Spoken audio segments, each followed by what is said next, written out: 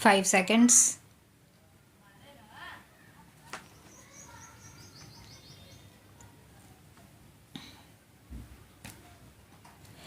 During the third quarter of this century, the world has seen unprecedented progress comprising in these about 25 years an order of economic growth which is unparalleled in human history.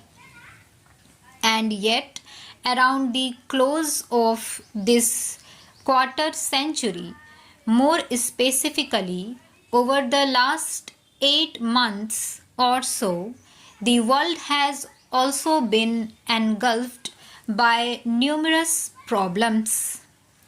There is even danger that the present international economic system, which has been the sheet anchor of the orderly development of the post-Second War world economy, may collapse.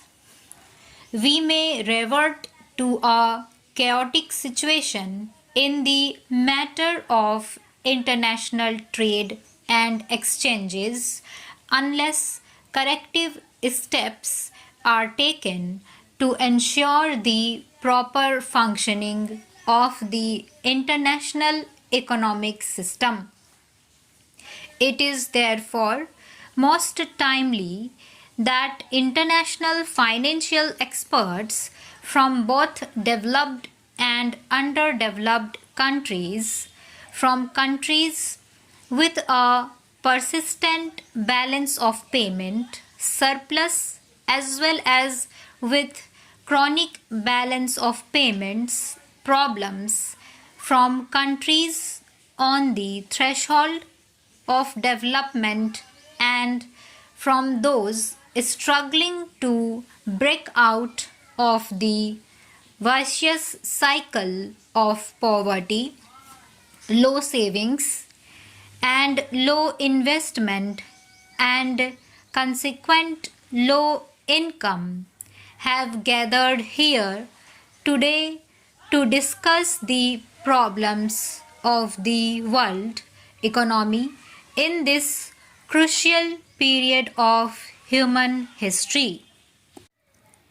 The major problem of the world for the next 25 years, as I see, it is that of bringing about a better balance in the living standards and rates of growth of different peoples inhabiting this planet.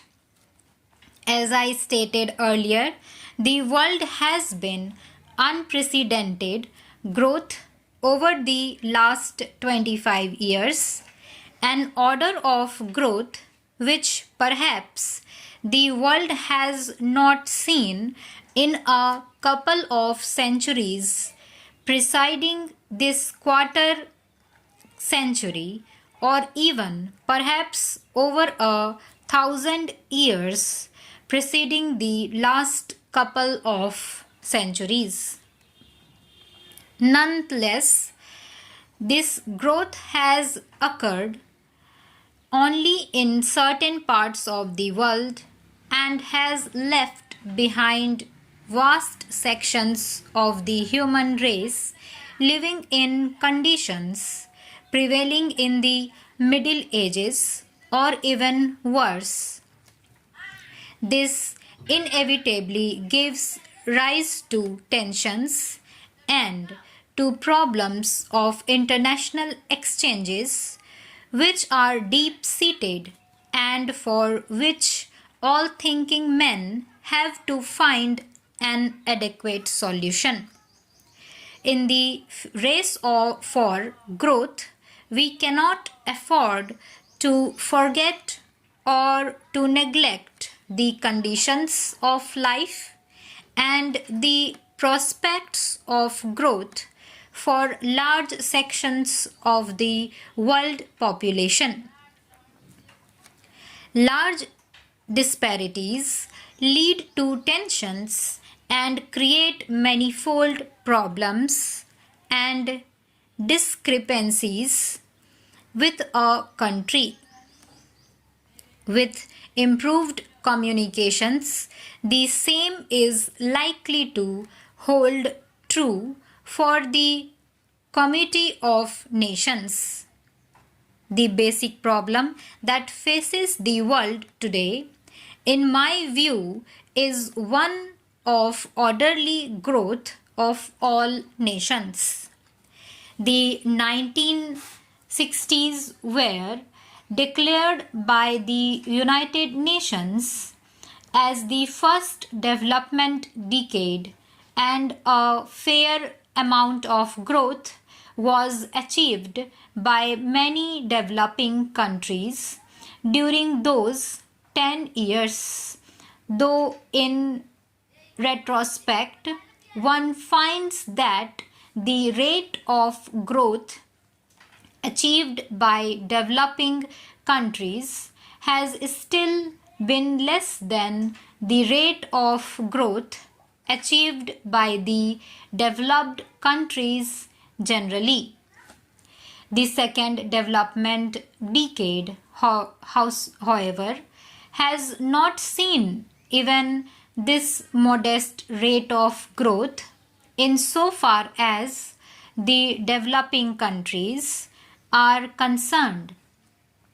Indeed, the year which has just ended has seen unprecedented inflation in all countries of the world, with an attempt by many countries, including some developed ones, to pass on the burdens of this inflation to others, with the result that this burden has fallen on those who are least capable of bearing it. There has also been a cooling of the spirit of cooperation and international assistance, which has characterized the previous decade. I consider this to be an unhappy development. Just as no man can live and thrive by himself, no country can prosper today in isolation or in complete disregard of the well-being of its neighbors and of its trading partners around the world. This is a perspective which I feel we should keep in mind while discussing some of the present problems of the world. I have heard in many forums that the crisis in the world today arises solely because of the policies adopted by the oil producing countries.